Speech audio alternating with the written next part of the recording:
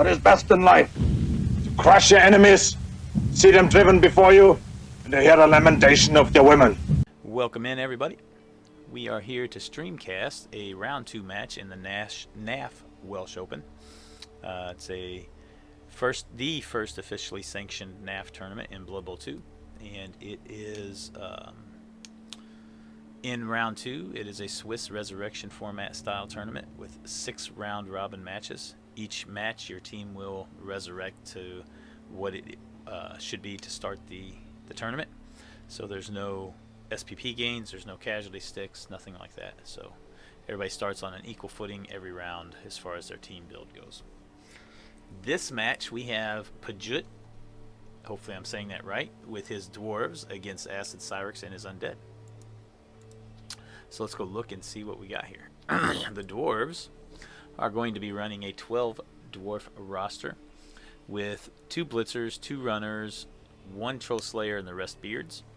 So we got 1, 2, 3 rookie beards, 3 guard beards, and a mighty blow. We got a rookie runner, a block runner. We have a mighty blow troll slayer, and 2 guard blitzers. So 5 guard in all. Good solid build here for Dwarves. He's running 1 APO, no cheerleaders, no coaches, no fan factor, and 3 rerolls. So he can APO one of those rare casualties that he will take with all the armor 9. Pretty solid build here. Nothing special or out of place with what we're seeing here. And he did win his first game. Both coaches won their first game. AcidCyrzx as well won his, playing Undead at 1240. And he is running with a 13-man roster with both mummies having guard, a tackle mighty blow white. Tackle will be useless here because there's no dodge on the Dwarves. A guard white, a block ghoul, a sure hands ghoul, a rookie ghoul, and then 1, 2, 3, 4, 5, 6 rookie zombies. So lots of line fodder, lots of armory guys. He can just throw marking up pieces and hope that the armor holds. I would not expect to see a lot of fouling against the Dwarves. Dwarves are generally not a good team to foul. He has 1 cheerleader, no coaches, 1 fan factor, and 3 rerolls. Pretty solid build here. 3 guard to offset the 5 guard from the Dwarves. So this should be a good, solid match here. Good matchup. Not sure why he didn't spend his last 20k.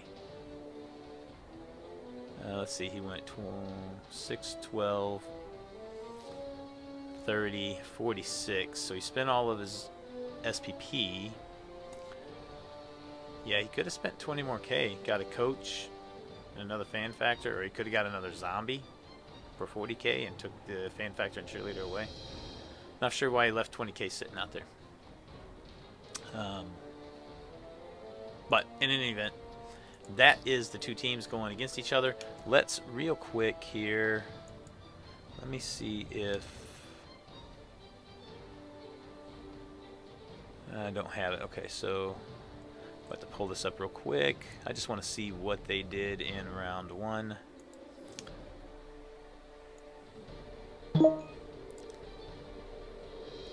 Alright, round 1.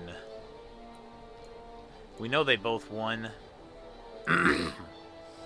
So we're looking for AcidCyrzx and Pjut. Actually, I think they're both at the bottom.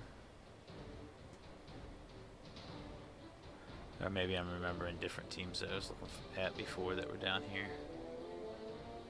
Yeah, I must be remembering different teams.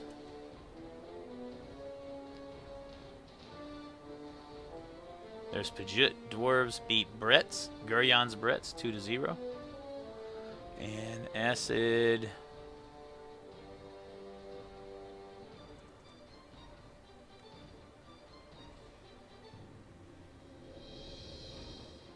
Undead beat Palmtagia as Goblins. Beat him 2-0.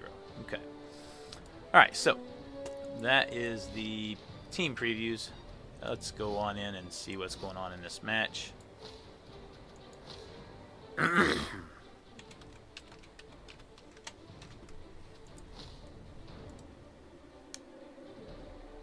soon as the game gets loaded, we'll pop back to the beginning and we'll catch up to where they're at.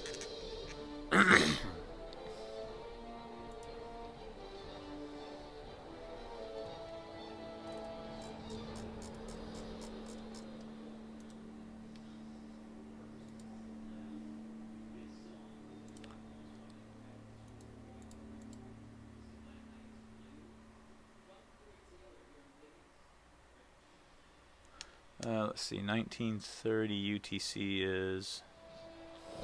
Yeah, let's pop back here.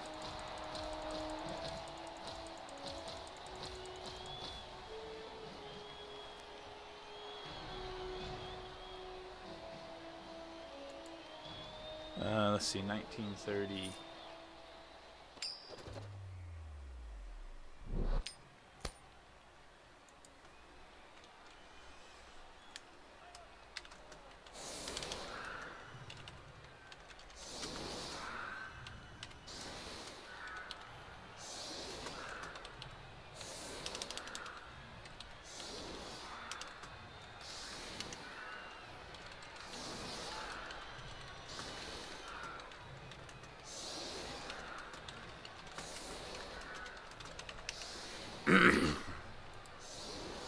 Alright, so looks like the Undead are receiving first.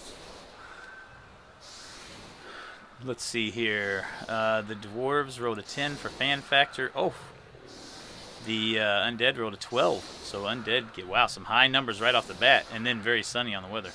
Those high numbers are not going to bode well for all this armor 9 on this pitch. Armor 8 and 9. But the Undead get fame +1.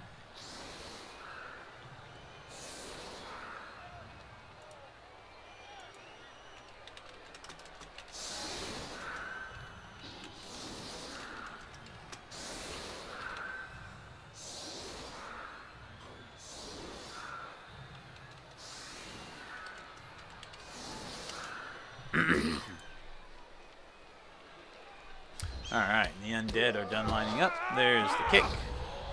And an extra reroll to the Undead. So he now has 4 rerolls. So he's going to immediately go cover up that ball. Yep. Let's see how these dice are rolling. Solid hit there with no break. No takedown there. Pushing everybody the opposite side of the ball. No takedown there with 3 dice. And does not follow. Looks like he's going to blitz there with the Mighty Blow. Yep. Push him up this way without following. He does not want to mark anybody, it looks like. So he'll bring him back down, protect him. Yep. Bring him up here.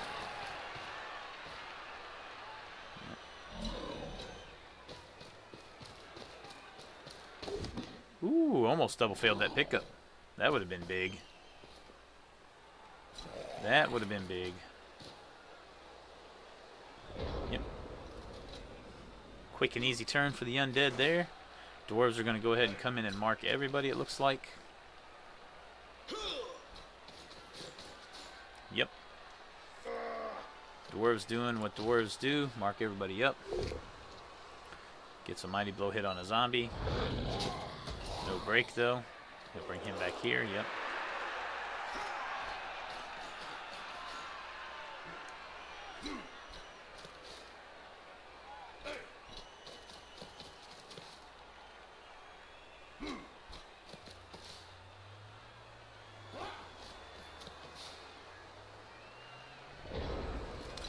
Yep.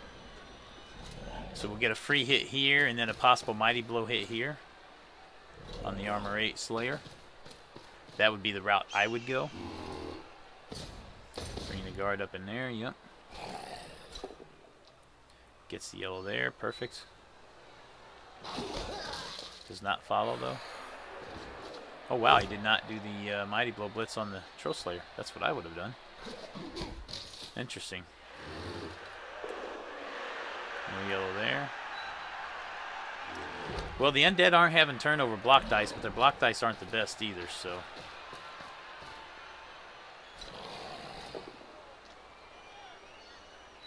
Should follow here, I would think. Yep. Bring this guy over here. Or not. Okay, a little bit different than what I would have done. But it works. Dwarves going to continue doing what they do, just mark up everybody.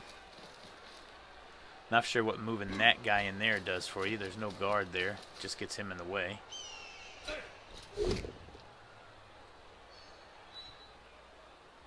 There's our first break, but it's just a stun.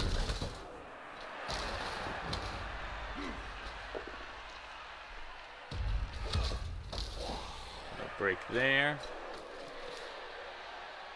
Gonna blitz. Ooh, gonna blitz the mummy. Nice. Gets the takedown. Ooh, and gets the break. But just a stun again. Big break there, though. Gets him out of the way. Ooh, but he leaves the Troll Slayer out there to get slammed on. No break there. Interesting. So the Troll Slayer should get blitzed here with the Mighty Blow, I would expect. Especially since he's got guard here. Or does he blitz the block runner? That's armor 8 as well. I would think he would get rid of this Troll Slayer, to be honest.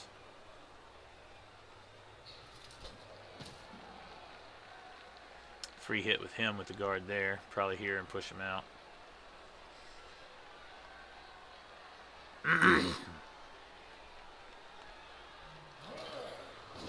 Nope, going after the runner. Interesting. See if he can get a break on the armor 8.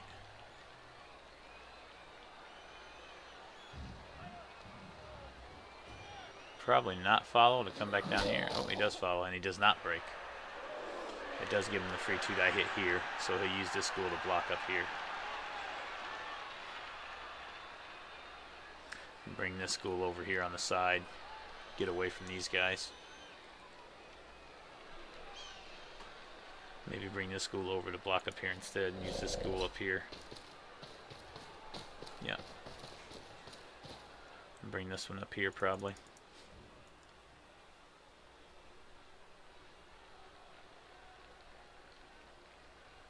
This guy up to here. What's up, Detox? Yep, that's exactly what he's doing, Detox. You can bring this school back around to here.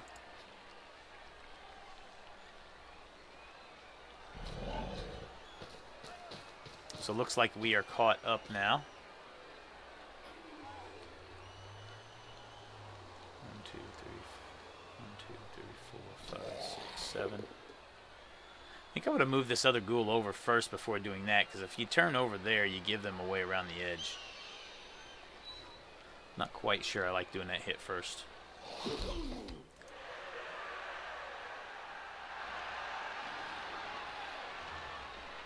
bring that ghoul right here. That would have blocked this sideline up.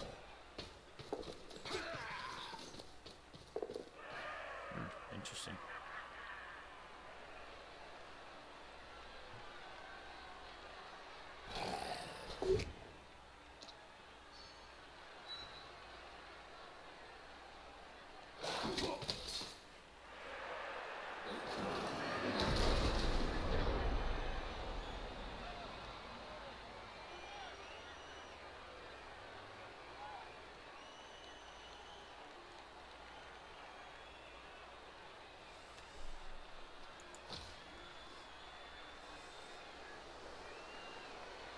Alright, so what are the dwarves gonna do here?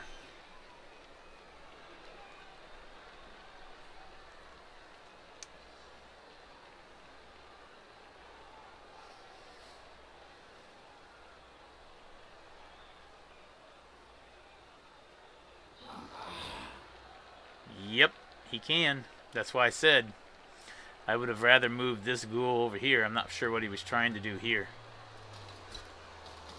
I'm guessing he was trying to protect this ghoul from getting blitzed, potentially, and then him bringing some dwarves around this side is why he did that, but I think the Troll Slayer can reach. He has to get him knocked down. And then, well, he'd have to make a dodge. Yeah, he'd have to make a dodge.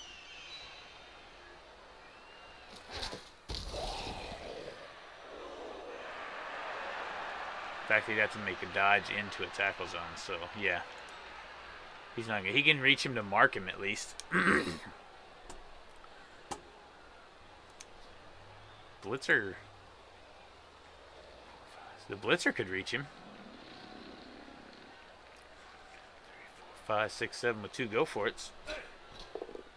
It would leave the blitzer on the sideline, though. He messed up. He could have pushed the Troll Slayer. Yeah, he could have pushed the Troll Slayer. Ooh, that's a dead mummy. He does regen, though. Yeah, he could have pushed the Troll Slayer. He could have chain pushed right there. He definitely messed that up. And then went 1, 2, 3, 4, 5, 6. He would have got 1 hit on him. But he could have brought this guy around here to get 2 dice. Got guard here and then had 2 dice with the Troll Slayer. Yeah, he totally messed that up. I wonder if he didn't see it. I'm guessing he just didn't see it. He probably just wants to attack here, is my guess. Or maybe he's going to try. The problem is if he tries the 1 die here, he leaves himself getting surfed.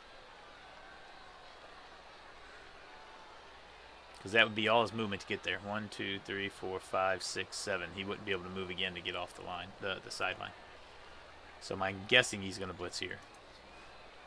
And try to block off in the front. If that was the case, though, he should have blitzed with the Troll Slayer.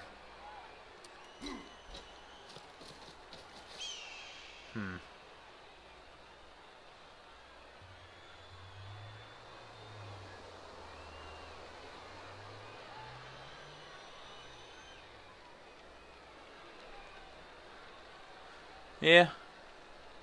I don't know. I don't know if I would or not. Looks like he's gonna. Oh, he fails the first go for it. Yikes. That ain't good. That ain't good. Makes that one. He's got another go for it. He makes it, and then he skulls. So he's not going to get surfed at least. I think he could have done that a little bit better and got that hit with the Troll Slayer instead. And got 2 dice instead of 1 dice.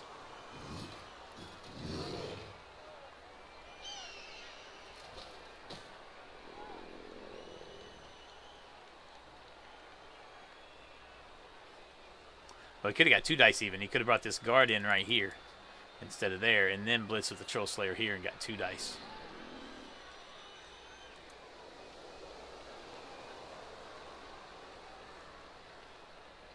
Because that guy's guard. Could have brought him right there.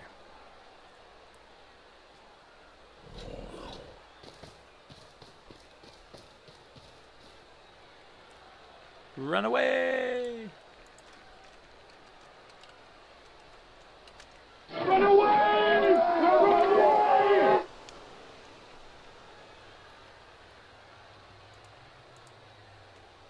How's he going to protect him? That's the real question. 1, 2, 3, 4.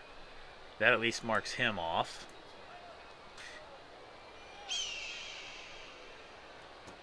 One, 2, 3, and a go for it gets him in there. Yep. Guessing you go 1, 2, 3 with a go for it here to get guard there. Then you can hit the runner. Probably potentially blitz the runner and then dodge out to get here and get the hit on the Troll Slayer.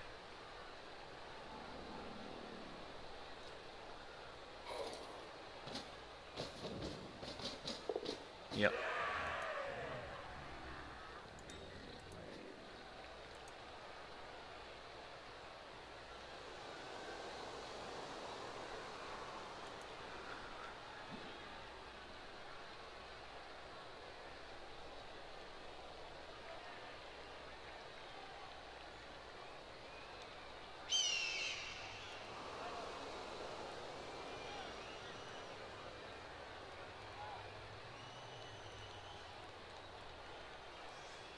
Try the 3+ dodge there. You got tackle on you, so your dodge is taken away. But do your 3+ dodge there to get in the way up here. I don't know if you do that before you do the blitz. I think you probably do that before you do the blitz and use your reroll there. Oh, he didn't blitz there. Okay. Ooh, gets the break, but just a stun.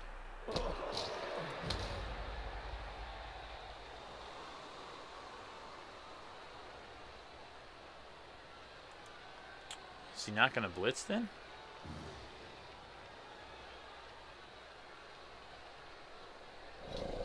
He's going to blitz there. Oh, and he dodges out. Wow. Okay. I didn't see him doing it that way, but that works, I guess. Probably just take the both down here. Nope. I don't think he follows now. See, if he takes the both down, he can get 2 dice with this ghoul on him. And then just push him there or even there.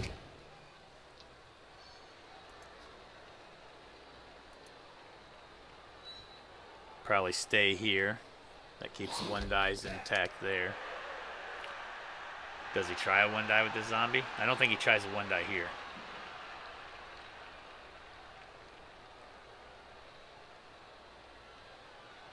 Well, maybe he does, because you have to expect he's going to go 1, 2, 3, get guard in here. He'll hit him, and then he'll be able to go 1, 2, 3, 4, 5, 6, 7 and get a 1 die. So you almost got to do the 1 die here and hope you can push him back 1 at least.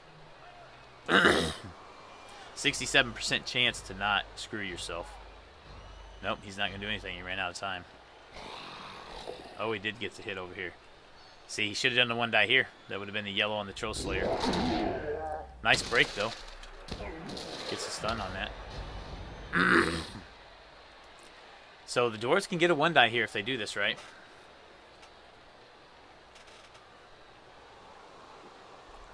Dwarves can definitely get a 1 die here. Got to bring this guard in right here. Got to get your 2 die there. And it keeps these 2 marked up as well. If he doesn't get the ball out this turn, the Undead are scoring anyway. I don't see them trying to stall out another turn here. I think they just score.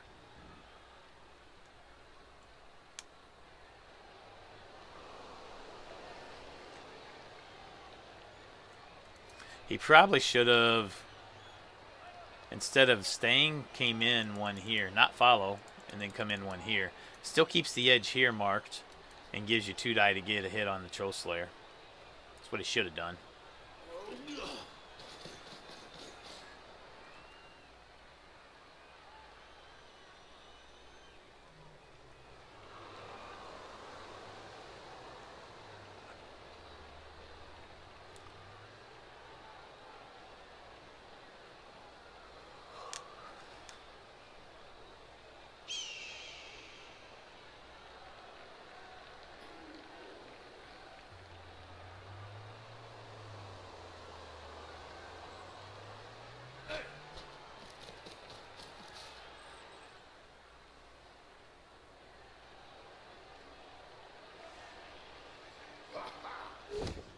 Oh, Jesus, and he gets dub skulls.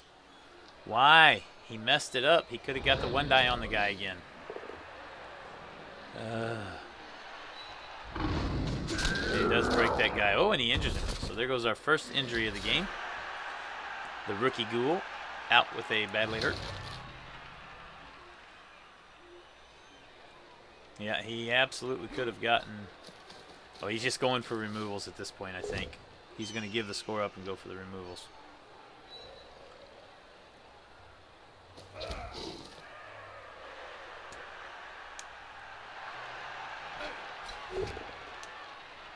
Well, he gets away with air. Saves that ghoul.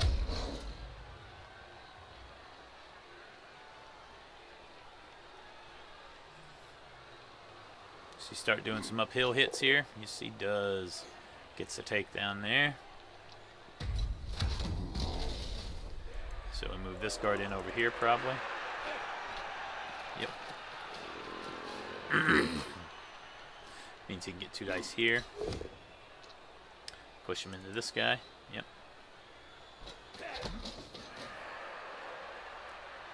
And probably, he might do the uphill there. Nope. So you either just score here and don't do nothing else, or you blitz here with the guard and bring him in so you can get a mighty blow hit on one of these guys. Well, it'd have to be the guard guy.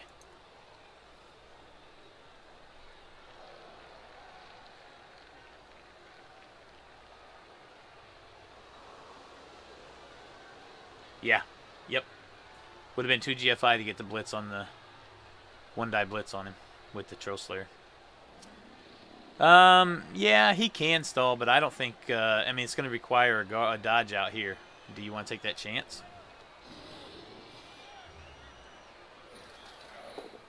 I think you do exactly what he's doing. You blitz here, try to get your hit there, bring guard in here, and then do your hit there. I mean, you could bring the guard up here, I guess. But he's doing exactly what I think he should do. Now you do your Mighty Blow hit here, then you just score. Don't worry about anything else. And, yep, and your hits didn't even matter. So, I mean, you haven't used your reroll yet, so you could do the hit here with a zombie. Take a chance, but I don't even know if you do that. Since you don't have block on them, I think you just score.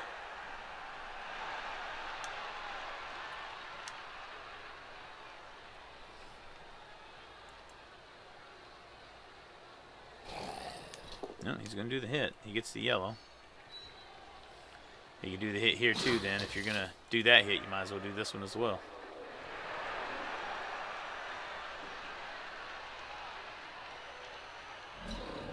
Nope. Why do one if you're not going to do both?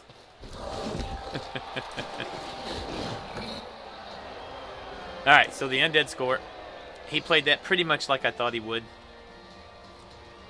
Oh, it's going to give the Dwarves a chance here to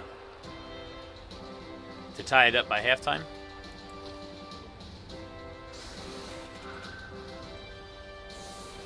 I think the turn before he should have taken the 1-die shot at the ball and seen what happened. Now, he would have had to make 2 go-for-its without a reroll as the dice played out, because his very first block, he rolled dub skulls. He had to use his reroll there. So he would have ended up doing 2 GFIs and a 1-die blitz with no reroll. But I still would have taken that chance, I think.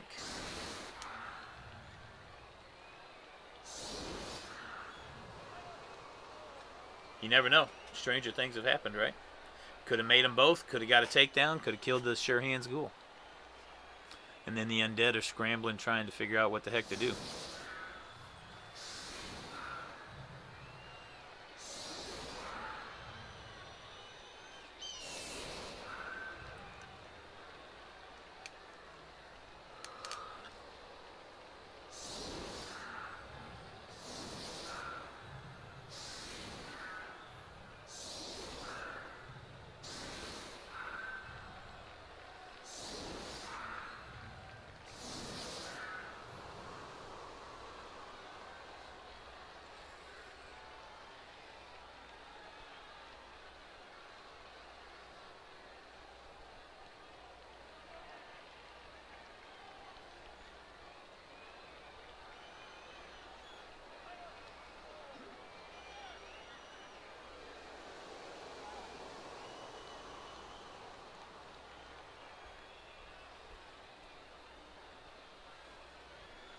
Alright.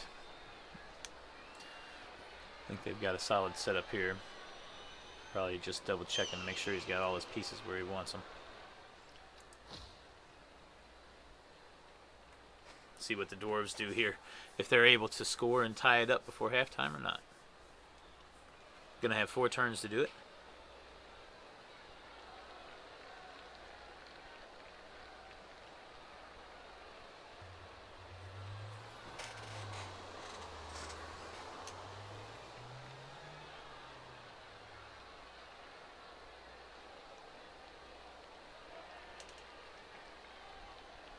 Not sure why he's letting his time run down all the way.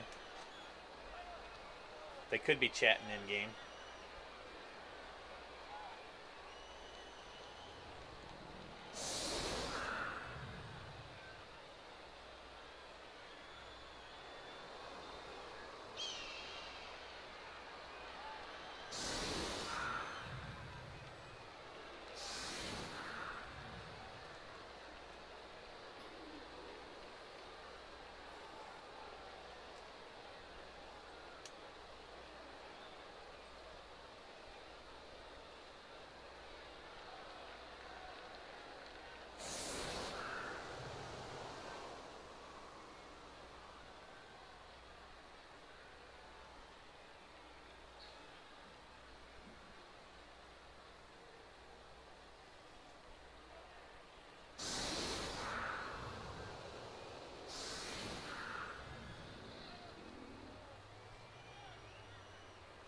So I don't like the way he's setting the corners up here.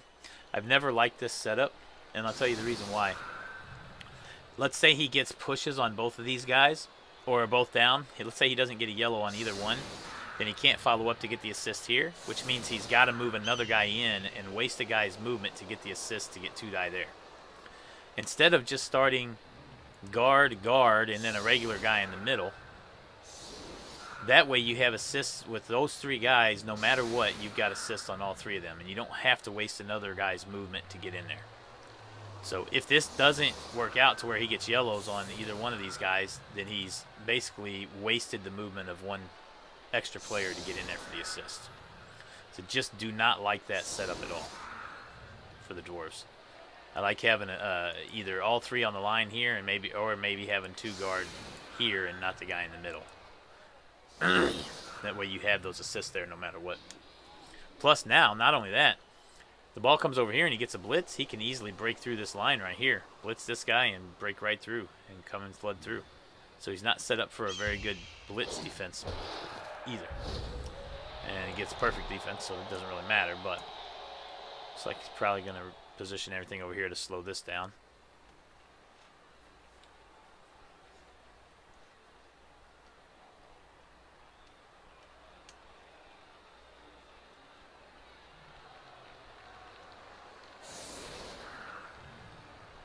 Put both mummies over there, I'm guessing. Nope.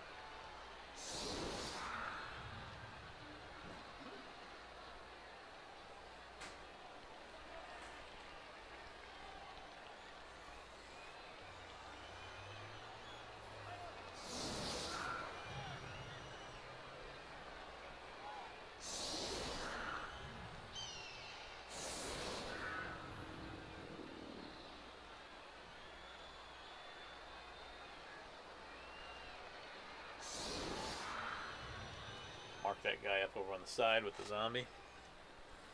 Just to keep him marked. Yep, so he's marking everybody here pretty much. Can't put 3 over on that other side though. He's got to take one of those guys out.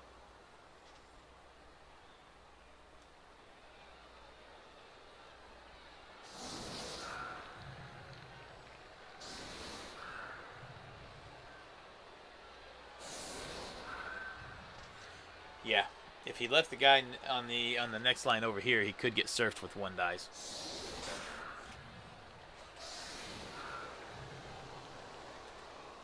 I like that setup a little better than what he had with the zombie there.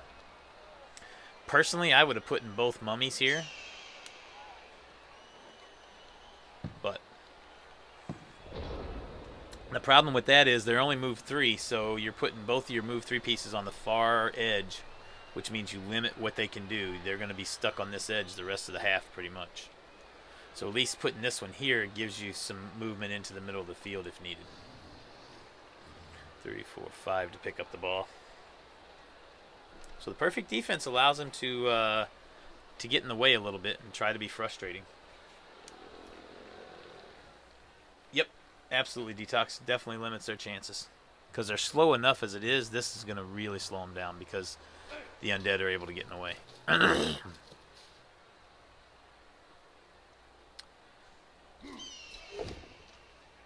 so he gets a takedown on that zombie to start. Maybe he looks like he might try to open this left side of the pitch up over here and maybe try to reposition.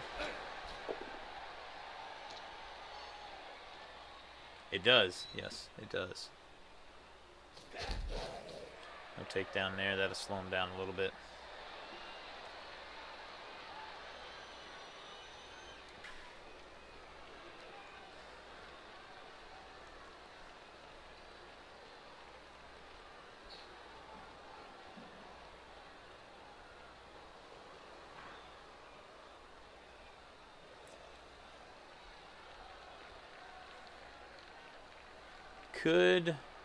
No, I don't even think he does that. I'm not really sure what the Dwarves should do here, to be honest. So he could pick it up and try to pass to the Blitzer, bring the Blitzer up here for the assist, do the hit there, and reposition on this side of the field. But he's still got 3 movement pieces back here that can easily recover to cover this side of the field up. So, I mean, that might be the Dwarves' best chance at this point. But it's not a very good chance.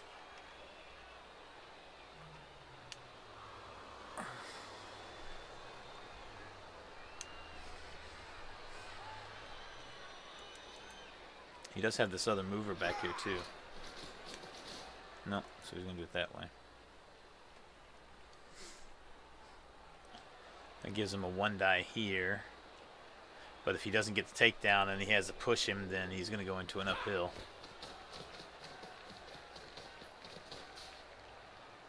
Interesting. Uh-oh. Was that the frenzy guy he did that with, or was that this guy? I think that might have been this guy. This blocker here. Yep. Which is good, because if that had been the frenzy guy, he would have taken himself into a really bad position. So now he can at least get 2 die here on the first hit if he makes his Dauntless.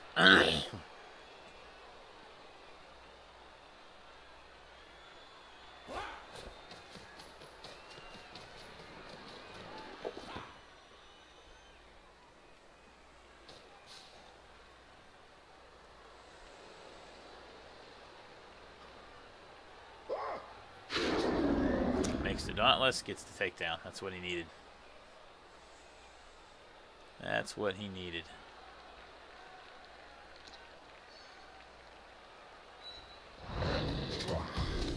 Yep. Now I can get the 2 die blitz here.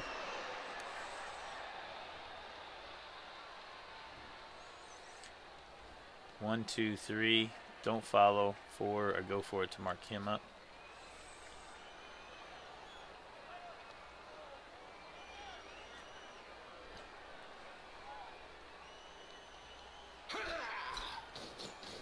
Oh, no. Did he already blitz? No. Oh, he does the go for it to try to get the guard in there. I don't think you can use your last reroll here. I think you got to eat that. Oh, he uses the last reroll. Wow. I'm kind of surprised by that a little bit. I don't think you should have done that, but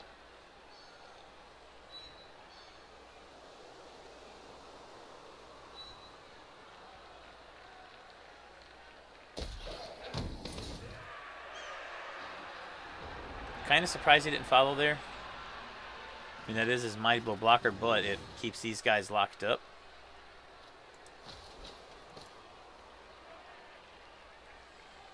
Dwarves did not get any removals on their chance, though, which is big.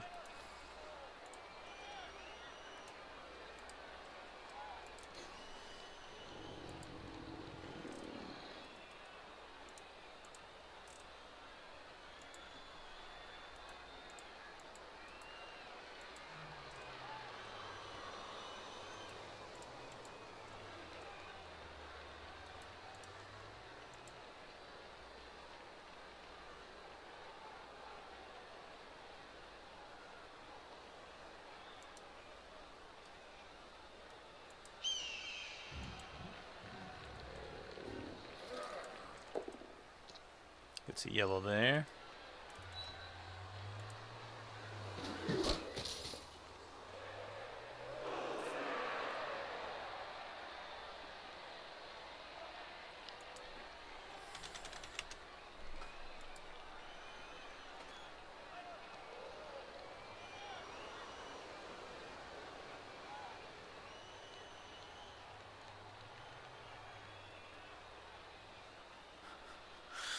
Oh, that's too funny. Blitz here with the mummy. Ooh, that's a turnover. He's got 4 rerolls though, so not like he doesn't have the rerolls to use. I would assume he follows here to get the guard on the blitzer. Right here.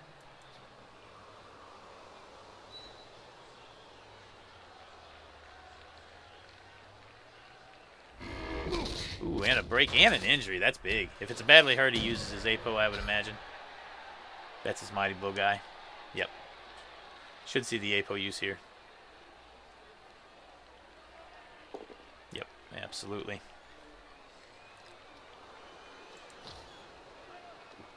Alright, so the APO's gone at least. Kind of surprised he didn't follow, though, to get the guard in here. Oh, he's already got guard here. Never mind. So he's already got the 2 die there. So he could free up the middle here to get in and at least mark the ball. He doesn't have the reroll, though, for any potential go-for-its. But he could bring his blocker in and mark here. That at least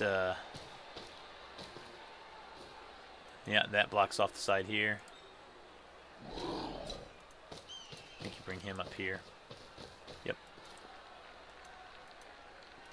And then maybe bring him around here.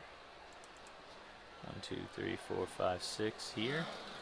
Or you just leave him back.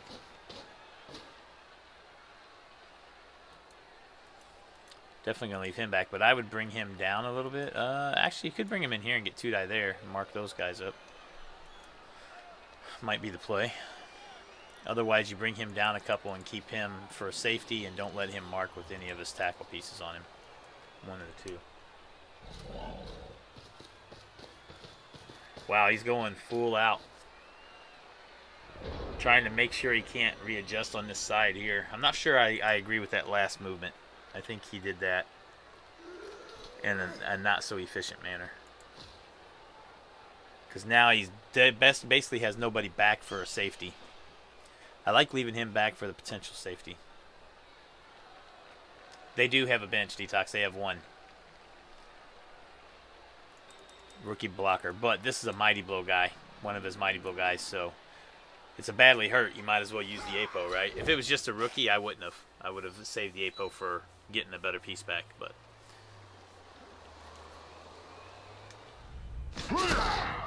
oh, there goes a zombie KO'd.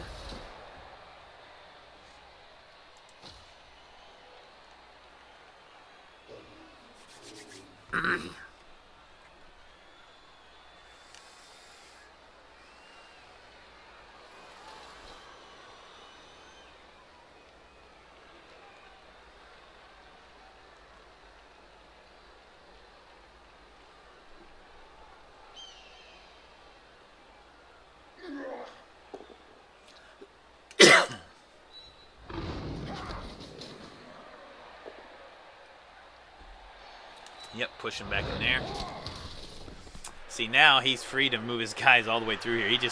He really messed up bringing all of his players in here. He should have at least left one back for the safety.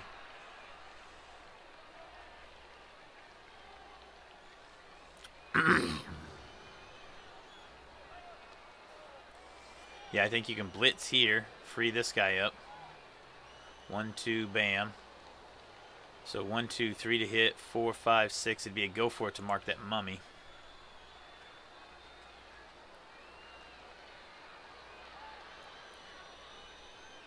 Or you just rely on a 3+ dodge here and run.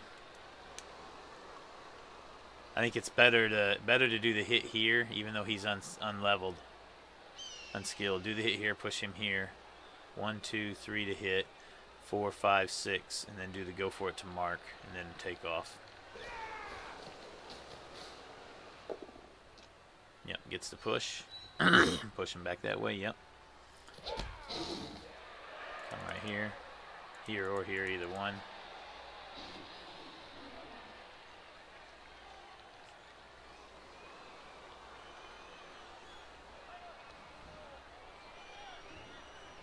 No, he doesn't have a free blocker.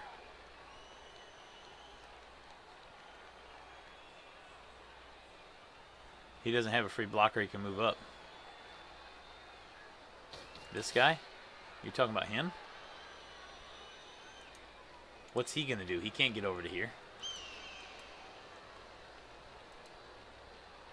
Are you talking about moving the runner this way to get away from him? I mean, he could move this guard in here and get the hit there and then move him that way.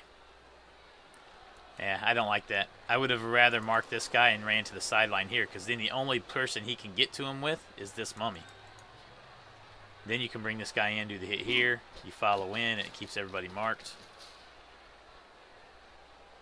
Definitely don't understand that play. He's going to do the go for it's with the runner then. 1, 2, 3, 4, 5, 6, 7, 8, 9. Yeah, he had to do that. But he can get to you now. I mean, he can't get to you with him, but he can get to you with him at least. And he could get the 2-die by doing 2 go for it's there. Nice, another KO there. Not quite sure I understand. If anything else, I would have at least moved this guy in here and did the 2-die here to try to take the zombie down. I definitely wouldn't have done that, because now you've given him the assist he needs.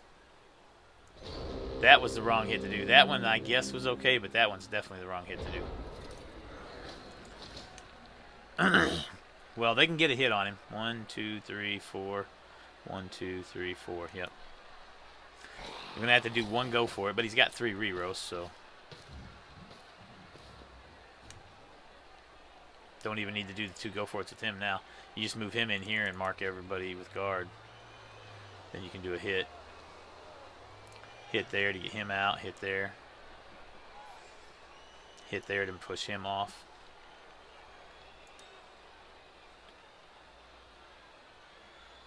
Okay.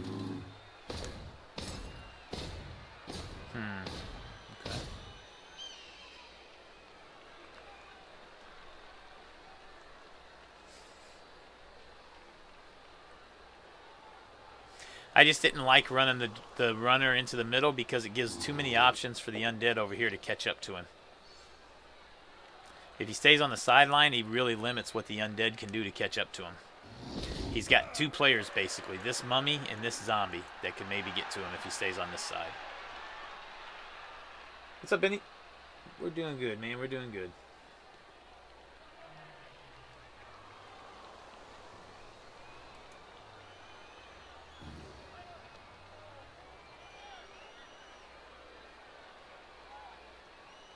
Yes, Benny, I'm commenting on a live match. Yep, from the Welsh Open. AcidCyrzx and his Undead, who are up 1-0 against the Dwarves of Pjut. I'm doing good, man. I'm doing good. That does mark him up so he can't move next turn.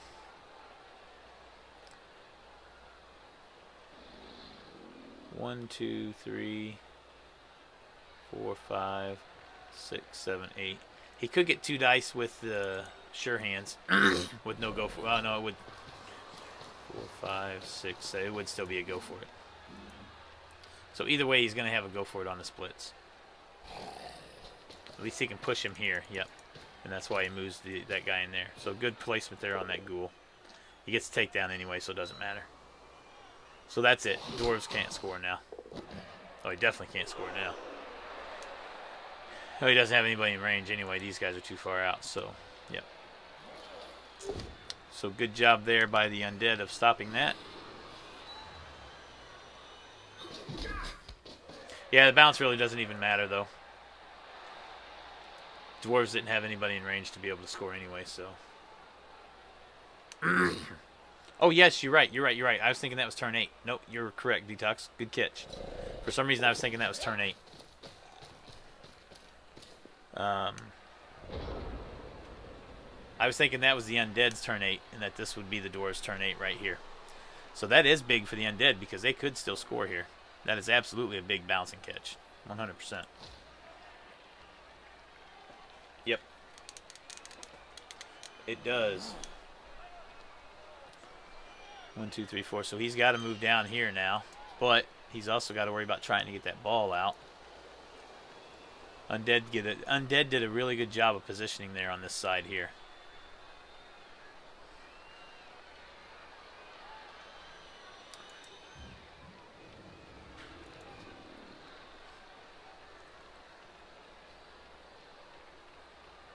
I think you move this guard right back in here. Or not. Interesting. He wanted to block him from being able to dodge blitz out next turn.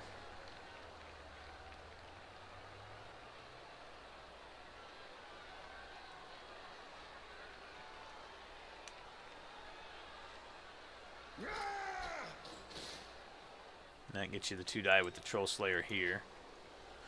Get you away from the mummy at least.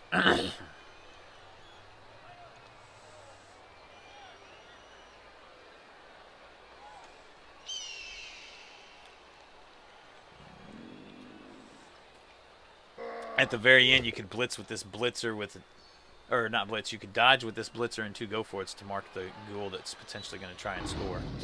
Well, you can't now. You needed to push that guy there to have that chance.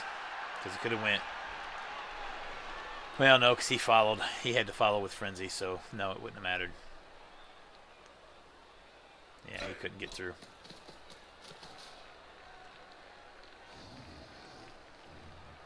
So you're going to try the dodge out here.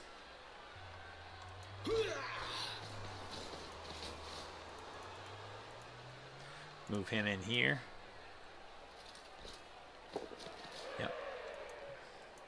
Move him down to mark him at least.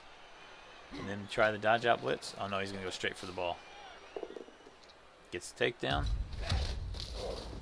Gets the break. That's a big break because of the sure hands piece going out now. So yeah, very unlikely that Undead score again here. He's got both whites covered up pretty good.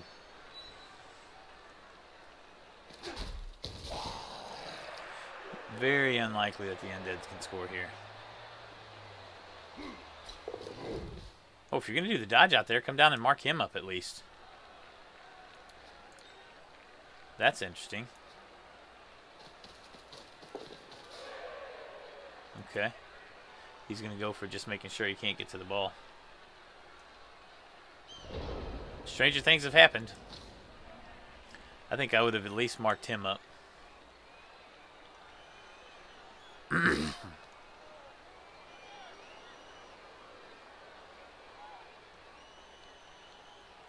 Oh, he's still got another runner too. He just doesn't have block on the other runner. He's got 2 runners. So, yeah, you don't want to lose this guy because he's got block, but it wouldn't kill you if you did lose him.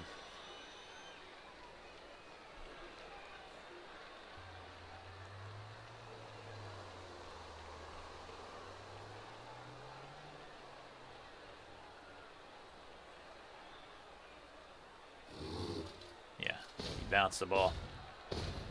Exactly what I would do. Well, he loses his reroll.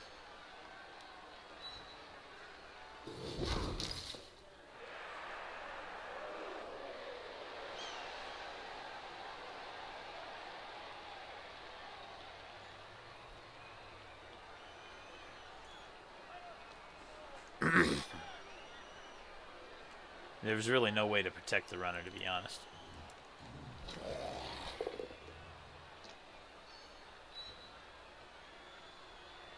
That's why I say I think his better bet, if he's going to do the dodge out there and free the mummy up, his best bet's to mark him and at least get a tackle on that ghoul.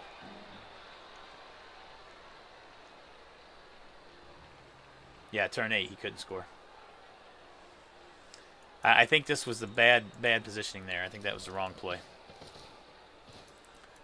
If he does the dodge out like he did, he should have marked the ghoul. Because now it just takes a 4+, which he doesn't get anyway, so it doesn't matter. But it'd been a 4+, 2, 3, 4, and then a 6-3 most likely. Because he wouldn't have done the go for it, so I don't think it would have done him any good. Especially with the -1 on passing. The Dwarves did have their turn 8 though. Yep. So Dwarves definitely cannot score. Yeah, even with chain push, he'd have to have 2 chain pushes there. So he's just going to try to do damage now.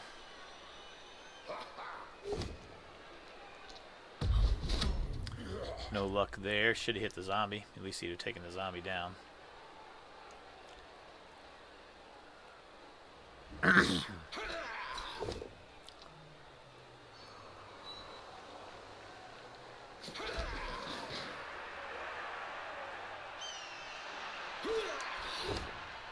There's a yellow.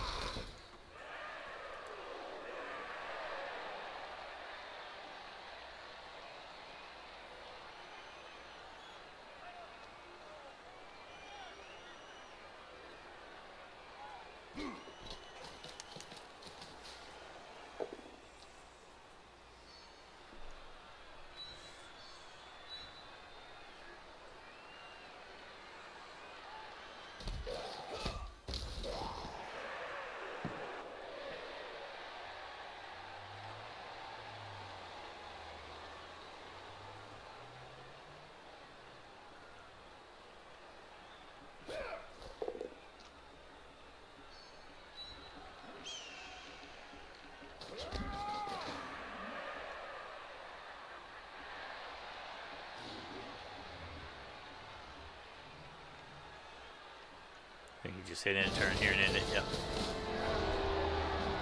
So good job there by the Undead to keep him from scoring. He does get one of his 2 KOs back.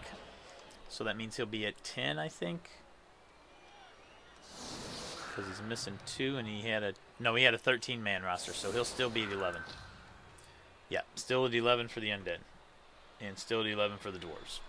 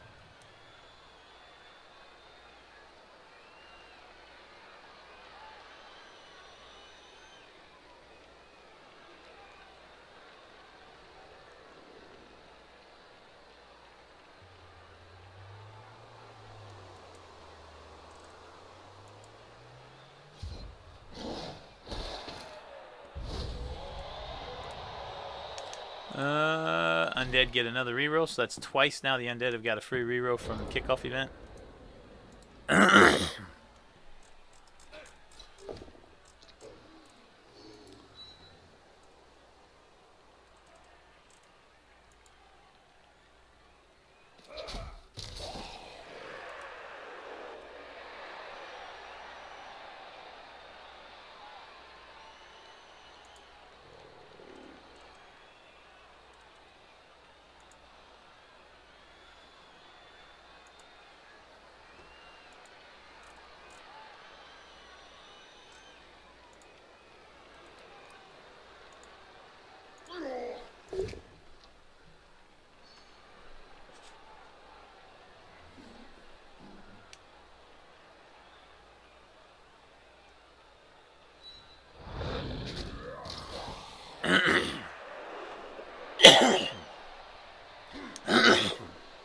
So see if the Undead can play defense here and keep them from scoring again, or force them to score quick enough that the Undead can score back. I think the Undead are in the better position right now currently. But the Dwarves don't have to be super quick to score here either. They either play for the draw, or if they want to go for the win, then they do have to score fairly quick if they want to have a chance to score again. Undead is up 1-0, Benny. They scored on their turn 5 and left the Dwarves 4 turns to score back.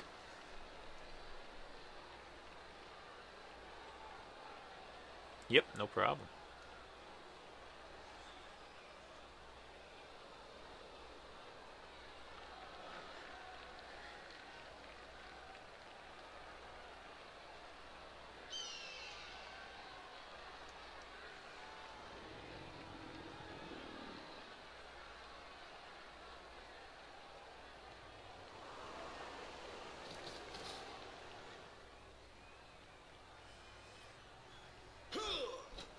Gonna do the go for it for the blitz. Interesting.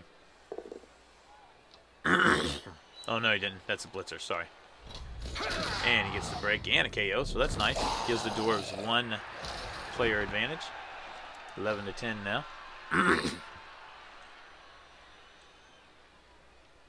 Didn't realize that was a blitzer there that he blitzed with. I was thinking he would move this guy up forward to get the assist and then blitz in here and keep the guard and the regular blocker there, but gets to pick up on the first chance.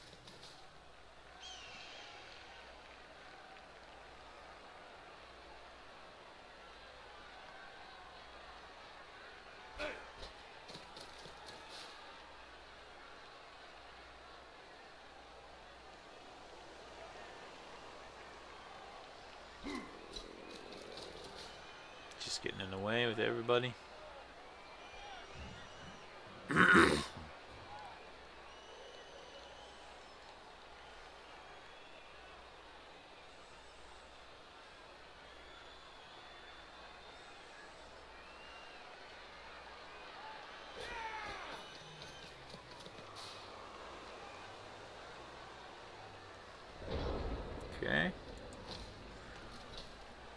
What do the Undead have in store for us? Standing those guys up to start.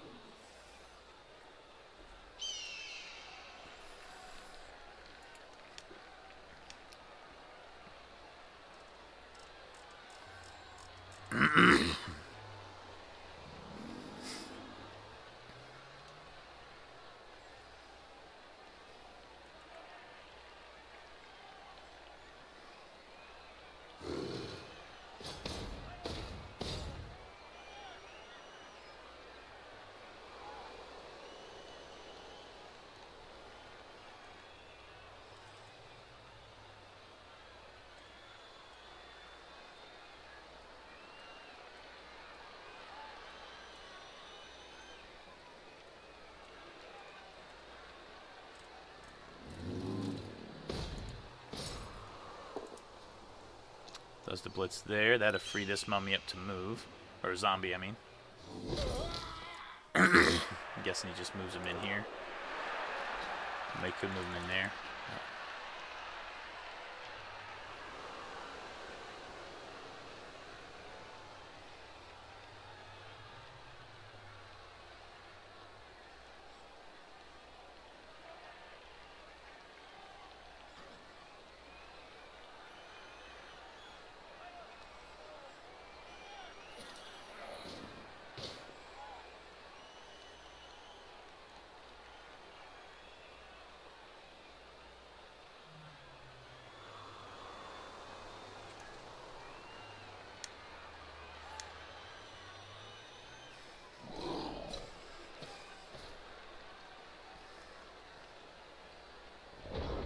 And he just stays right there.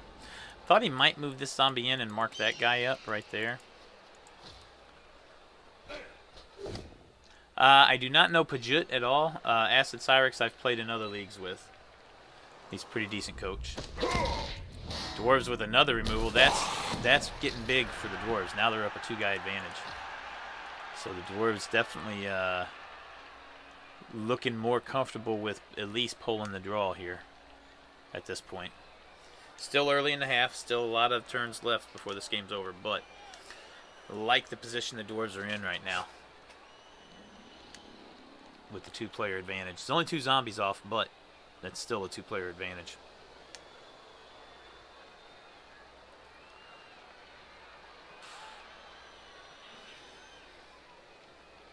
That's the guard in there. See, if he would have moved this zombie up one here, he wouldn't have been able to do exactly what he just did. And they'd be limited. The doors would be limited here. Really surprised that Acid didn't move this zombie up one here. To be completely honest.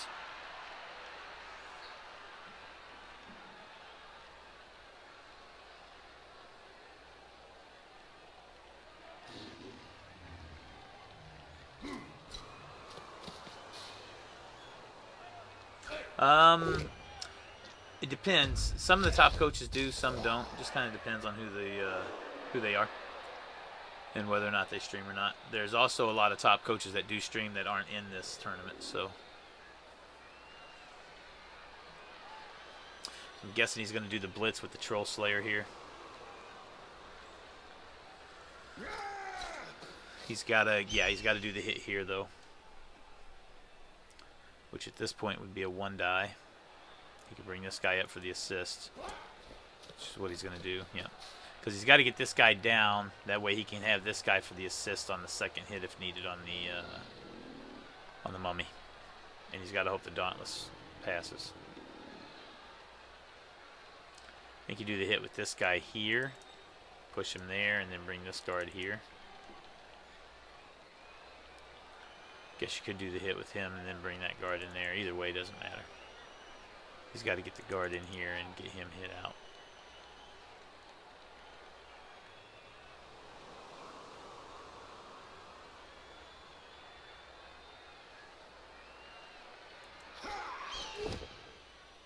Gets the push, that's good enough.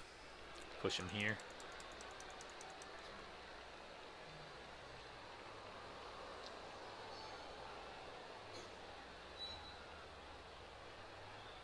Probably follow. Nope. Oh, yeah, you had to follow to get the guy in here.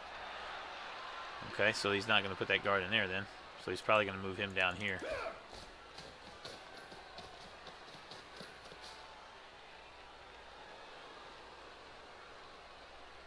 Problem is, now you let the mummy blitz in and get in to mark you.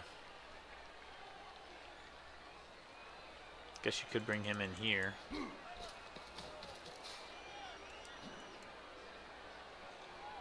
Yeah. Not sure I agree with the positioning that he did there. Gets a takedown there, which is big. No break, though. Could come in there, but I don't like marking the mummy with that guy. Yeah, I think that's the better play there.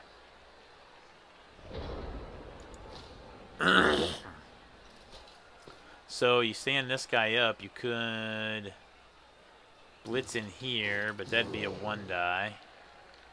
So you'd have to bring a guy around the edge, knock him out, and then you could blitz here, get the hit on the runner with Mighty Blow, and then follow into here. At least forces the dwarves to make a hit on your mummy.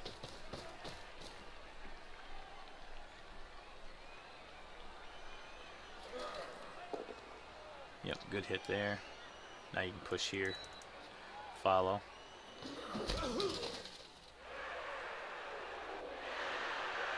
I think you got to blitz the runner here.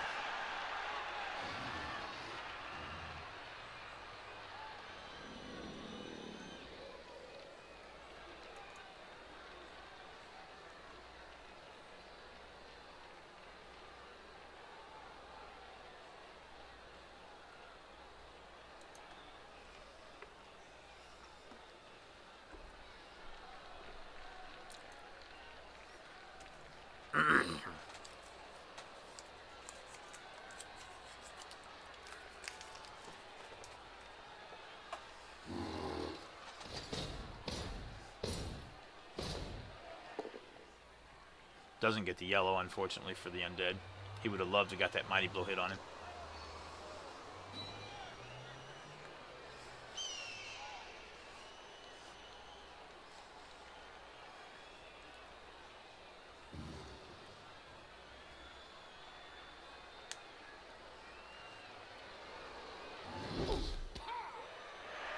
Why didn't he follow? That's a mistake. At least make him make dice rolls there to clear his ball carrier up. Don't agree with that. I think he should have followed.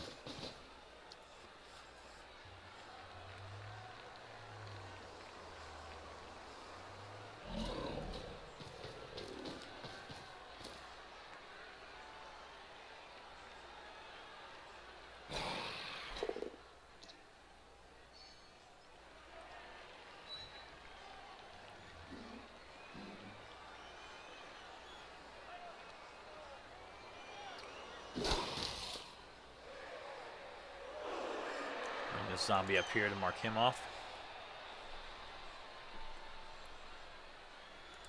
Right there.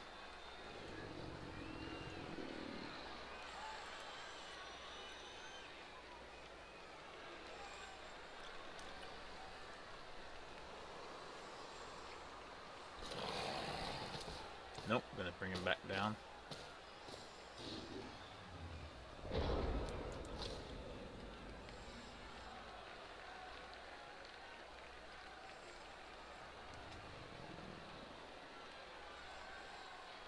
Trying to limit how much the dwarves can run around the edge here with bringing these guys back.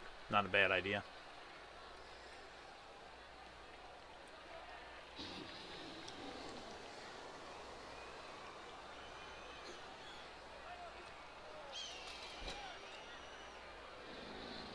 It depends on how your playstyle is, Benny. I would generally do that.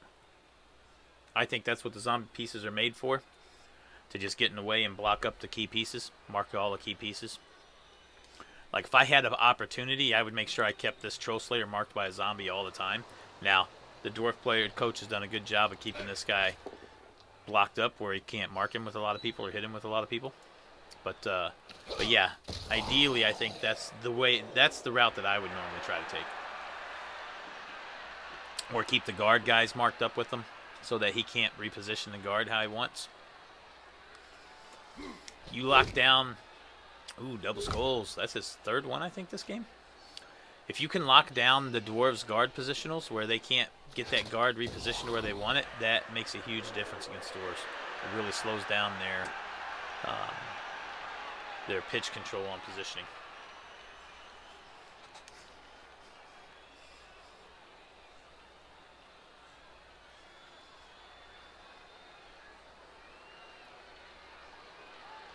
Lizards are tough. There's really two ways to play. Well, shit, it's not even 1930.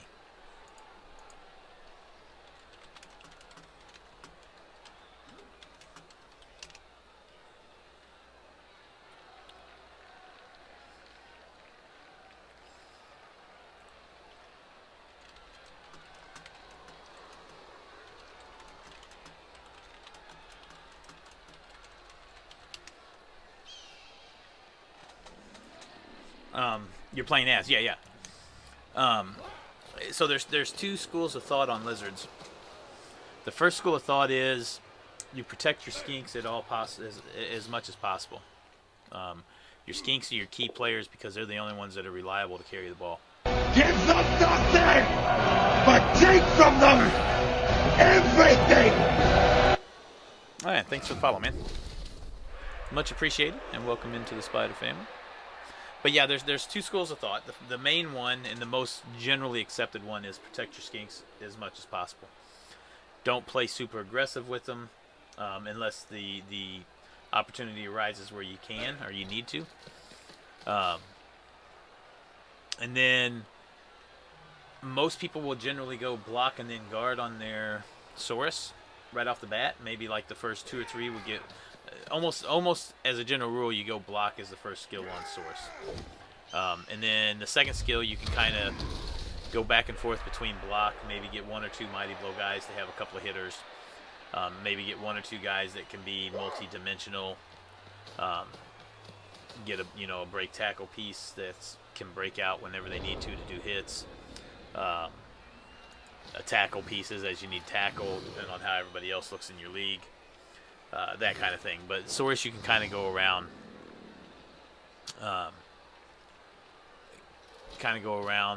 the table as far as building out with skills and make them kind of multi-dimensional. The other school of thought is generally the way I play my skinks is I play really aggressive with them. I don't necessarily try to save them and protect them unless I have a really good skink, like a move boosted skink that's got a potential 1 turn. I will play a little more safe with that skink and not play nearly as aggressive. But generally speaking, I tend to use my skinks very aggressively. I use them for assists where I can get them. I'll do a lot of dodges with them and a lot of movement with them to swarm the ball if that potential is there. I have very little regard for trying to keep them alive. They're easy enough to skill up because they're the only ones that are really going to be carrying the ball. If you lose, skinks every match to death, yeah, sooner or later it's going to catch up to you. But for the most part, it's usually not too terrible, and you can go based off of that mentality. And then for my Saurus, I usually I used to be very aggressive with my builds on the Saurus, and I would go Mighty Blow on the first skill for most of them. I've calmed down off that over the years. I still will do 1, maybe 2 Saurus with Mighty Blow as the first skill. And the reason why is because Mighty Blow should help you get to 16 SPP to get your second skill quicker than not having Mighty Blow. Should be a little bit of a boost on your chances there than just having block. But you'll have more times where you'll blow rerolls on turnover block dice because you don't have block. So now what I do is I basically go 3 of my first 6 Saurus, when they get their first skill, I give them block. The other 3, I usually give at least 1 or 2 of them Mighty Blow, and then the last one kind of depends on how the rest of my team looks at that point by the time they level up. So it's kind of a feel team for how your play style is and how you want to play them. But there's definitely multiple ways you can go. One of the reasons why they're considered a hybrid team is it gives you multiple strategies that you can utilize when playing them. So they're a fun team, though.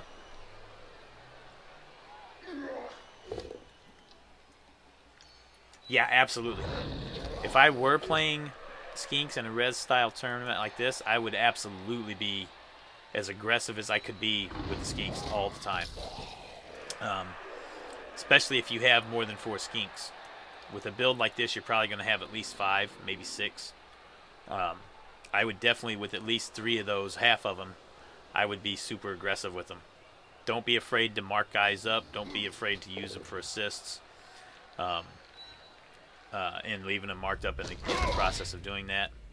Don't be afraid to foul with one here and there if you get a key piece on the ground that you need to get off.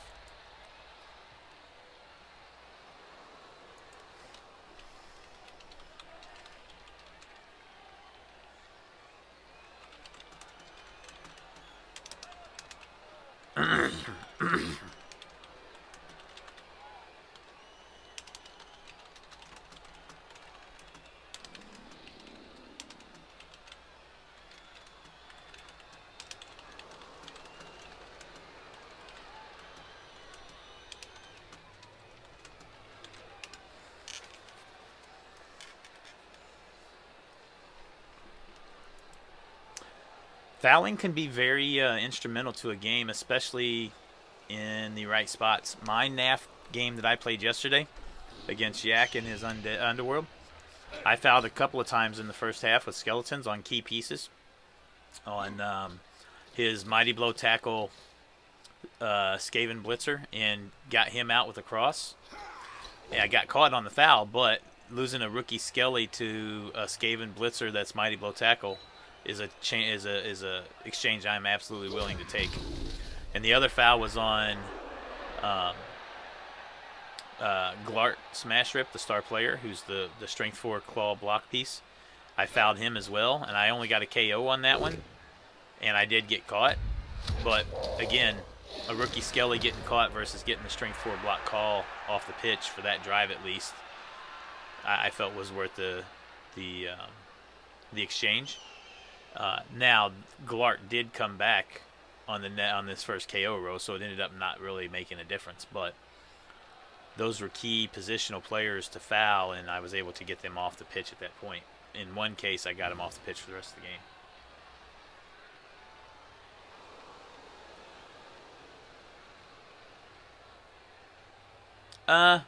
It depends on who you're fouling.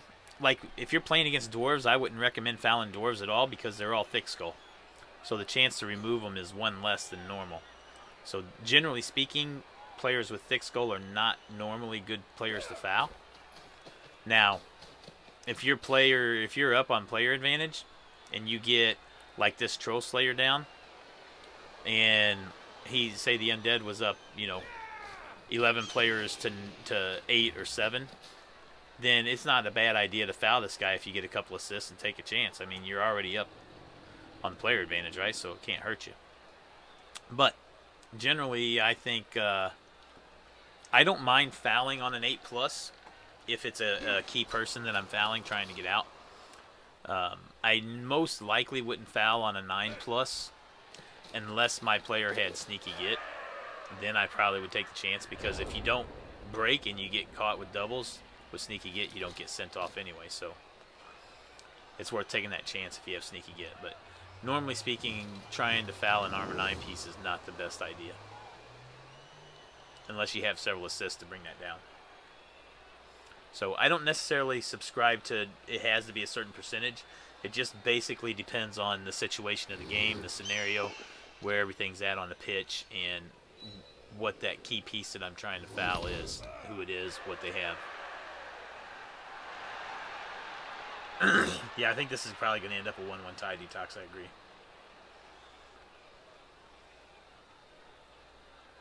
You can do that in the... Actually, you might be able to do it in the settings. I don't remember. If not, you have to do it in the XML. Don't remember. I think there might be... In the settings, there might be a way to... row requirement. Yeah. change the roll requirement to dice roll, and that should get it for you. I mean, it's easy enough to, if you know the percentages, it's easy enough to know the difference, right? A 1's a 17% chance, 2's 33, 3 is, yeah, that's where it's at. Yeah, no problem, man. Oh,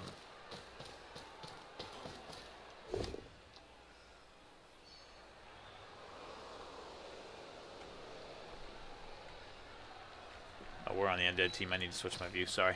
Got to talking and forgot where we were at. But yes, I agree with you. I agree with you, Detox. The Dwarves look like they're slowly wearing the Undead down. They still only... Oh, no, they've lost 3 pieces now. So the Undead, 1, 2, 3, 4, 5, 6, 7, 8. Only 8 guys on the pitch now, and the Dwarves still have all 11. It almost feels like the Undead need to make a... maybe start trying to make a desperate attempt at getting to the ball. Because as is, if they keep going as is, and the Dwarves get another player or 2 off the pitch, then they're going to run out of opportunities, and it's going to end up a turn 16 score to make it 1-1. If nothing else, try to put pressure on the ball and force the Dwarves to maybe score a little early. Give yourself 2 or 3 turns to score back.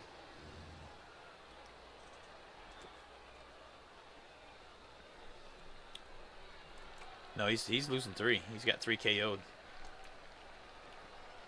Or did I? Oh, no, you're right. I missed that one on the ground. You're right. 1, 2, 3, 4, 5, 6, 7, 8, 9. Yep, you're right. One of those KOs was there before, I guess. Reroll there. He had 4 of them. Might as well. I missed the guy that was stunned. Another guy stunned here, too. Yep, I see a potential ghoul surf coming in here. I think you're right there.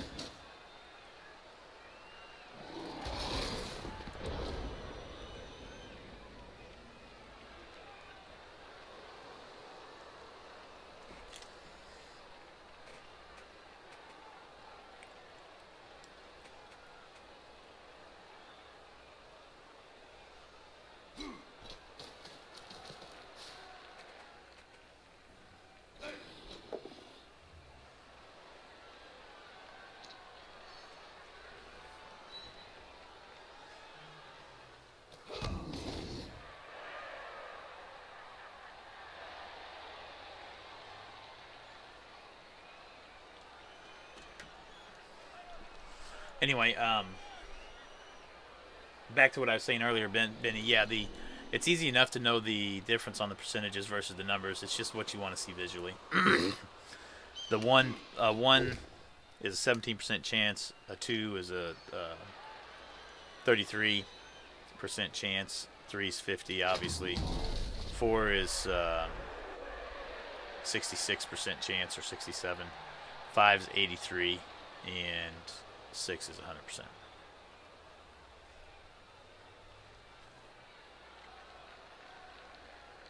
Or opposite, if you want to look at it the other way. In this case, you're looking at 2 dice with the foul, so it's a little bit harder to figure out there, but...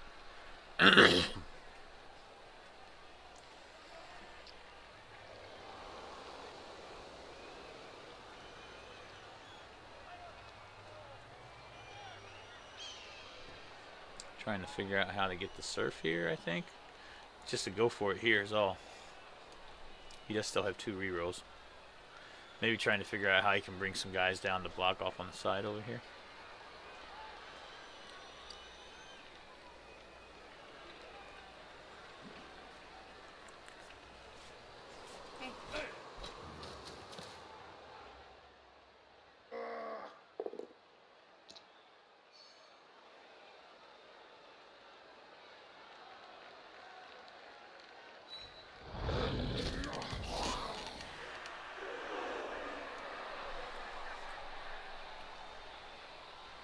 Yep, Samba, exactly what he just put. That's the Samba action calculator that most people use. Well, dodges the blitz or the surf there. Doesn't matter, he goes out anyway.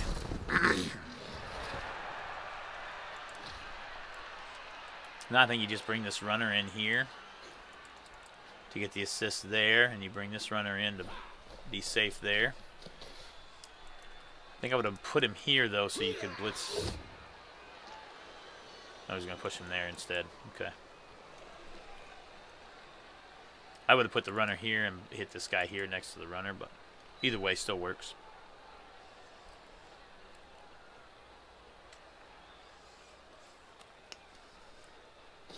Follow in, yep, absolutely.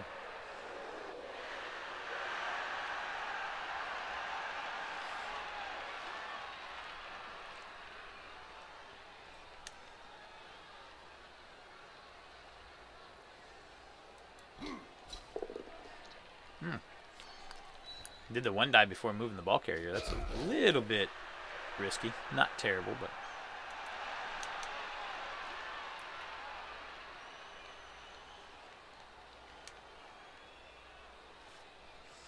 No, you could move it here and still be safe. But he could do the 5+ dodge out if you did. If you go here, you could do the 5+ dodge out. Here, it's a 6+ dodge out. Or a 5+ dodge out there with 2 go for it, but that only lets him mark him.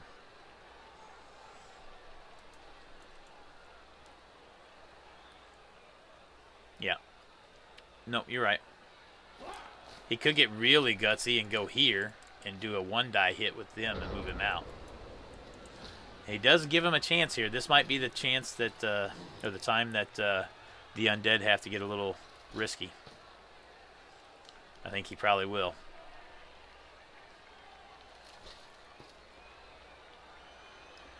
Yeah, it's a chance that's not terrible.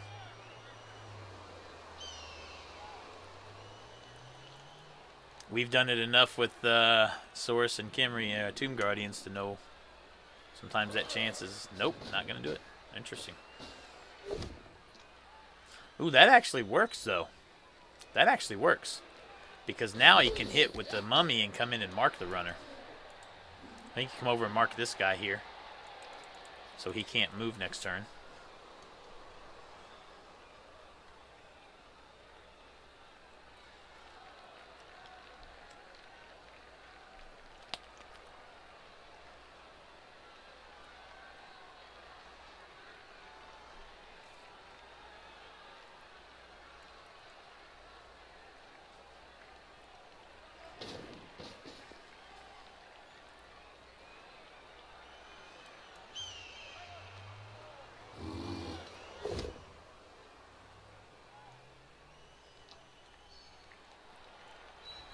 Now, the problem is he can easily get the guy off of him now. That's why I said you almost had to mark this guy up to at least make this be a harder roll. Or potentially be a harder roll. Yeah. I agree with you, Detox. What was that first roll off, by the way?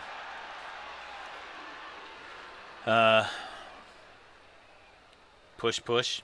So he wouldn't have made the dodge out. He would have rolled a 3-4, 3-4. Oh, he tries to reroll there. Oh, he makes that one. Now he's got the dodge for the reroll there if he wants it.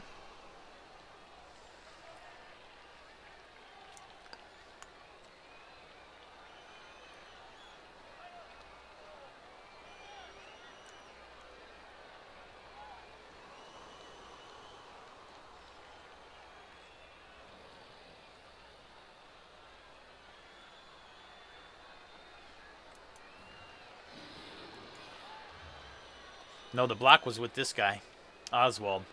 And that Oswald rolled a push-push. So there's no POW there. You're looking at the wrong... You're looking at this block here, which was the block before that. The last block for the Dwarves. The first block for the Undead was this Oswald. Push-push. So it would have been a 3-4/3-4.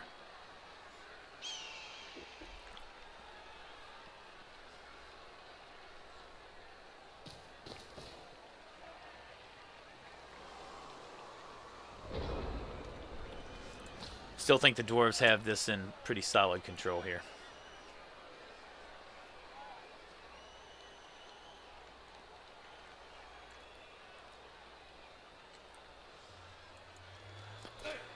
Move that guy here. Is he guard? Oh, he is guard. Okay, never mind.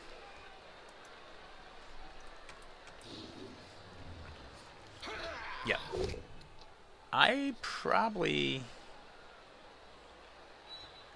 would have done the hit with him. Well, no, because he can do the hit here now, I guess. Yeah. Yeah, that works. He can do it that way.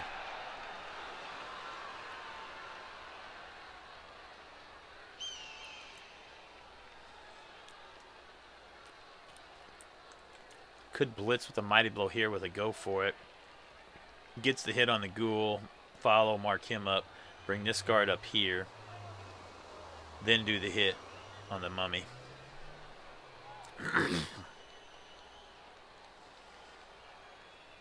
Yeah, could have the mummy serve for sure.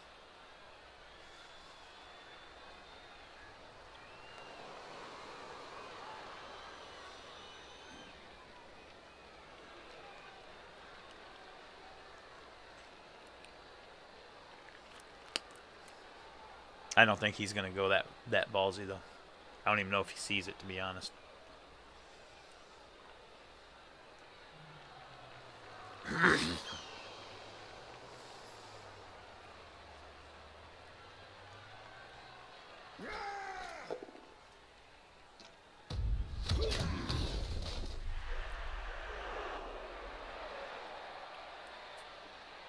So you move this runner around. 1, 2, 3, 4, 5, 6 to here. Move that runner up. Blitz with the mighty blow here. He's still got 2 rerolls. Because if you could get this ball carrying ghoul out, that would be absolutely huge. See, I like hitting the ghoul with the mighty blow instead. Well, he's going to do it now anyway. And doesn't have to do the go for it. Bring this runner here.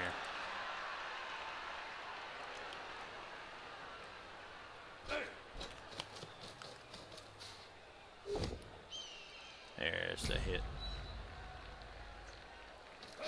Oh, it doesn't break him though. It's a big no break there.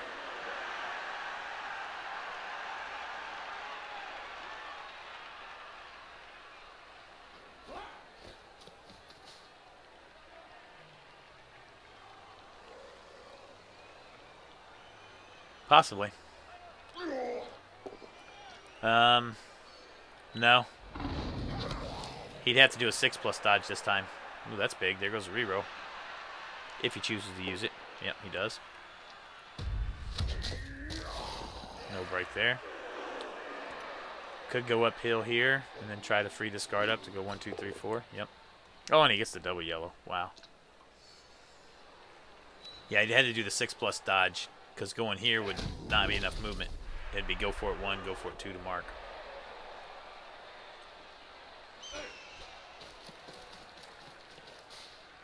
It doesn't matter now.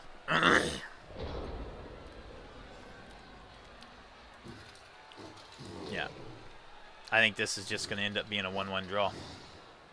Which is good for me because both these teams won their first game. So that means they would be 1-1-0 now. They do not go to 2-0-0 to equal my record. So this actually helps me out a lot if this ends with a 1-1 draw. We are okay with that result.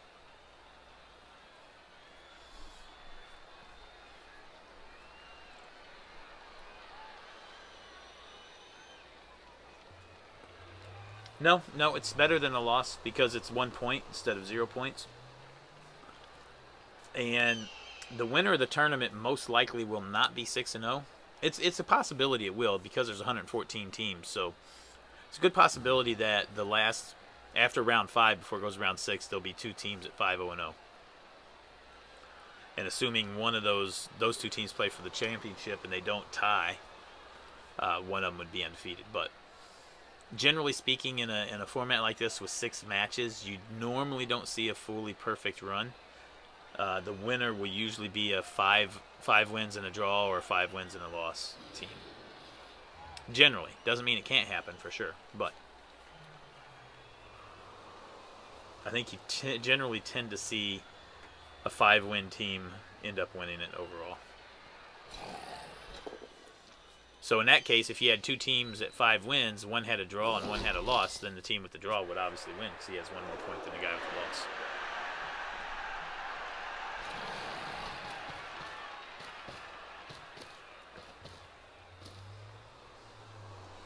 Two, three, four, five, six, yeah. Yes, 1 game per week, Benny. Rolls every Thursday afternoon, Thursday evening, UTC hours. So this Thursday evening, the new round will be generated out, and round 3 will start. Uh-oh. There goes a dodge. Fail, so he'll use the reroll.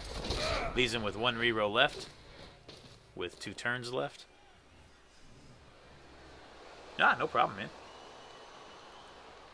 Ask away. That's what I'm here for, to help answer. Ah, there we go. Undead finally get a removal on the Dwarves. Gets the numbers back in their favor by 1. Still 10-9, though, I think. 1, 2, 3, 4, 5, 6, 7, 8. Did I miss an Undead? Oh, yep, 8. He did KO that blodger. Or he KO'd a zombie that pushed them all back. So it's 10-8 now. No, it's not a lock for sure. Undead making some rolls here, some dodge rolls after using their reroll.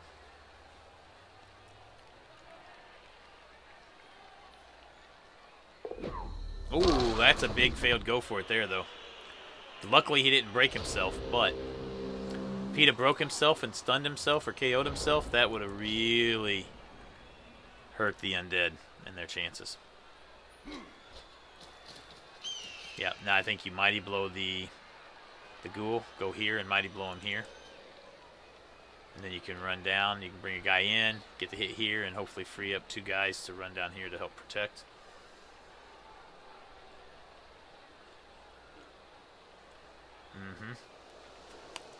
Yeah, failing that go for it really hurt him, though. I think I'd have rather just stayed there instead of doing the go for it. Stayed where he was at, but...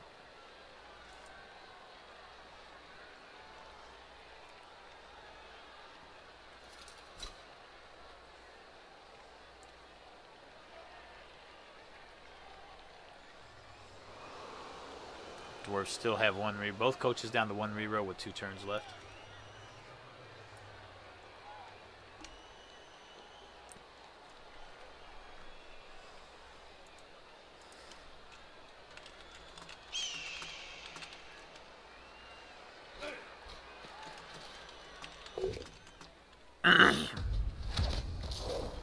There's a break. That's a huge break there.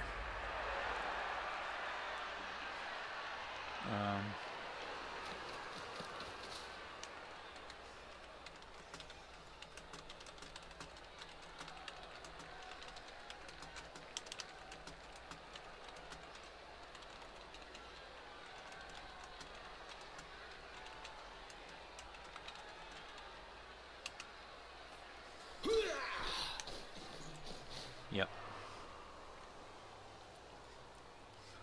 I like hitting with this guy here, so that way if you don't get the takedown, you can at least push here and free this guard up. 1, 2, 3, 4, 5, 6, 7. I think you just get the runner in scoring position here and then move a guard here to get in the way.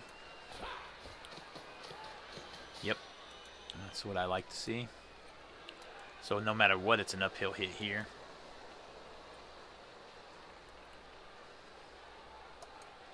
Guess you could do the hit here and push him here too, which would free him up to move down. I just like having the blitzer there if possible because the blitzer's more movement. It doesn't matter, he gets to take down anyway. Yep, and follow up, that way you keep him locked down with that blocker. Then you can move both these guys down and you're good. Move him down to like right here.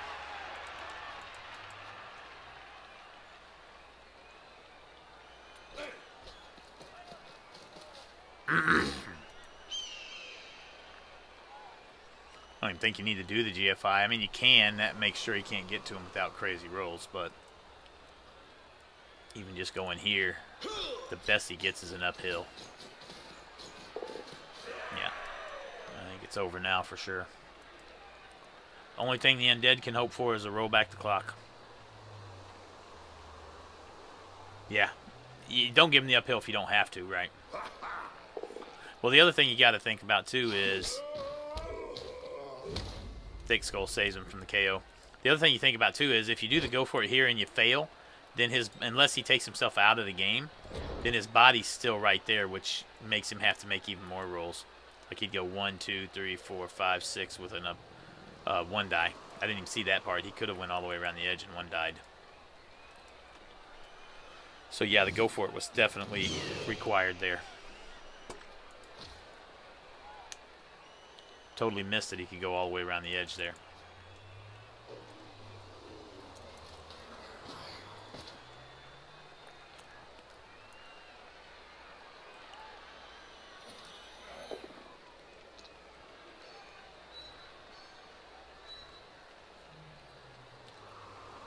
Not a bad play there. Because he can come around with the zombie now and mark up here. At least... Well, it's not really going to do him much good, but he can blitz with a uphill here now. Gonna go for it. Does he reroll? Last reroll. Hope to get the double yellow.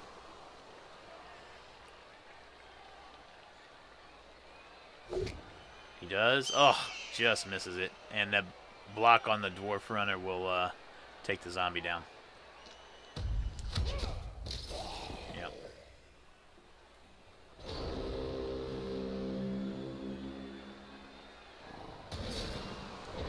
No.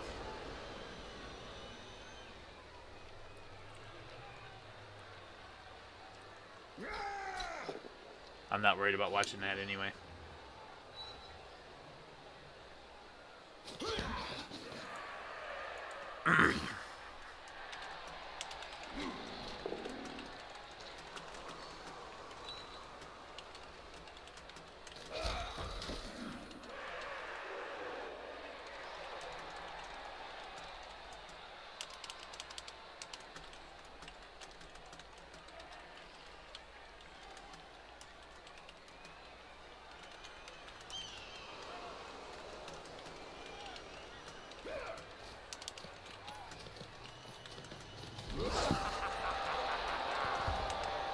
Alright, and there's the score for the 1-1 draw.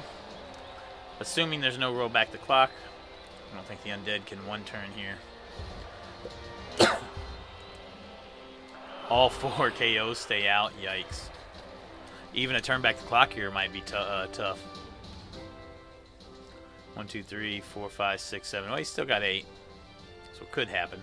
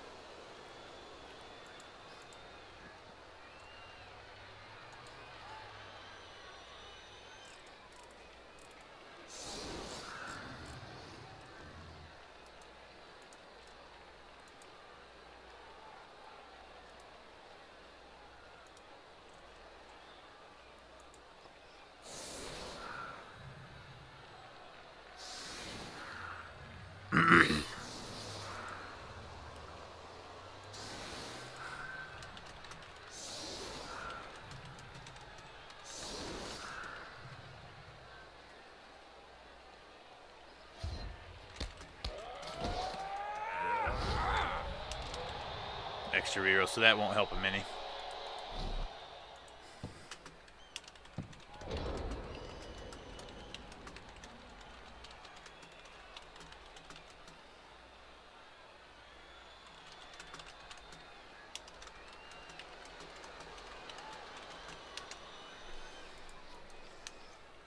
So that's pretty much going to be it. Nothing he can do. No sense in even doing all these hits. Nothing sticks since it's a res style. Casualties don't have anything to do with any tiebreakers, so Hits don't matter. Touchdown difference is what is the tiebreaker that we need.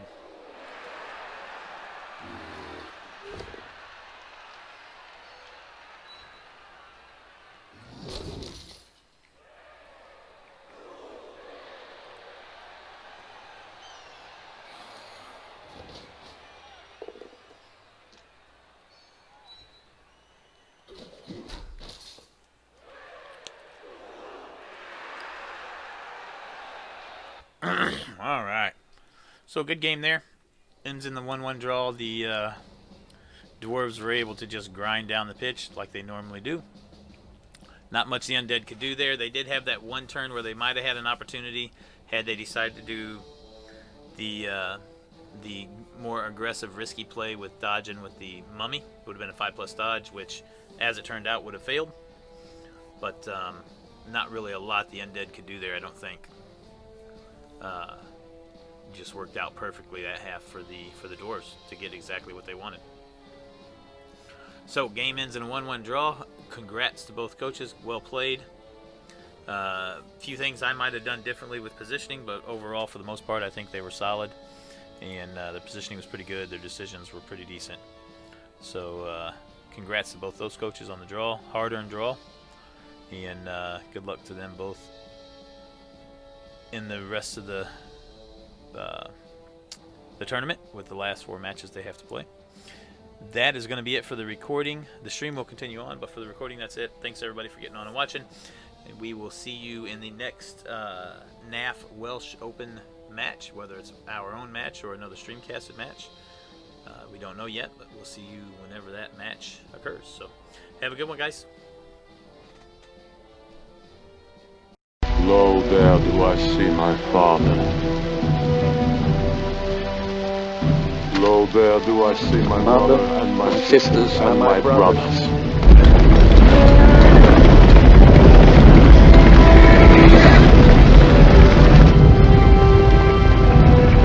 Lo, there do I see the line of My people, back to the beginning. Lo, they do call to me. They bid me take my place among them.